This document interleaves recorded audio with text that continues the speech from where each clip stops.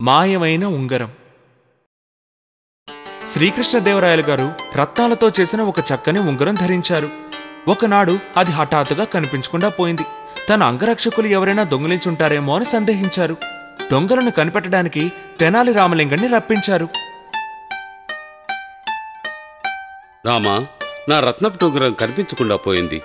నా 12 మంది అంగరక్షకుల్లో ఎవరో దాన్ని తీసి ఉంటారని సందేహిస్తున్నాను. ఎలా కనుక్కోవడం? ఏదైనా ఉపాయం చెప్పు.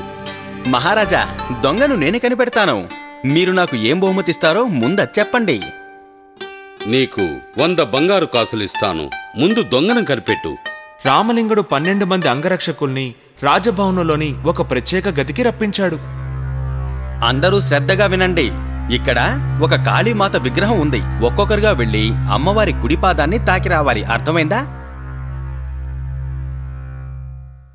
మేమెందుకు అలా చేయాలి? మన రాజుగారి రత్నపుటుంగరం కనిపించకుండా పోయింది. దొంగను కనిపెట్టాలని ఆజ్ఞాపించారు. అమ్మవారి కుడిపాదాన్ని మీరందరూ తాకితే అమ్మవారు నా కల్లోకొచ్చి దొంగ ఎవరో చెప్తుంది. రామలింగుడు ఒక్కొక్కరిని లోపలికి పంపాడు. వాళ్ళందరూ అమ్మవారి కుడిపాదాన్ని తాకారు. వాళ్ళు బయటికొచ్చినప్పుడు,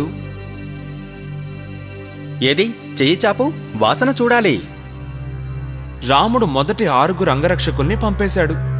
7వ వాడి చేతిని వాసన చూశాడు. మహారాజా, వీడే ఆ దొంగ. నన్ను క్షమించండి మహారాజా, ఉంగరాన్ని తిరిగిచ్చేస్తాను. మహారాజు ఆ అంగరక్షకుణ్ణి చెరలో పెట్టించాడు. ఎలా కనుక్కున్నావు రామా? అమ్మవారు నీ కల్లో వస్తుందనే కదా చెప్పావు. అదో గొప్ప విషయం కాదు మహారాజా. అమ్మవారి కుడిపాదంపై నేనొక సుగంధ తైలాన్ని పూశాను. పాదాన్ని తాకిన వారి చేతిని నేను వాసన చూశాను. కాని దొంగ భయపడి పాదాన్ని తాకనేలేదు. వాసన లేకపోవడంతో ఇతనే దొంగ ఇంటాడనుకుని చెప్పాను. అంతలో వాడే నిజాన్ని ఒప్పుకున్నాడు. శ్రీకృష్ణదేవరాయలు తెనాలి రామలింగణ్ణి ప్రశంసించి తాను చెప్పినట్టుగానే 100 బంగారు కాసుల్ని బహుకరించారు.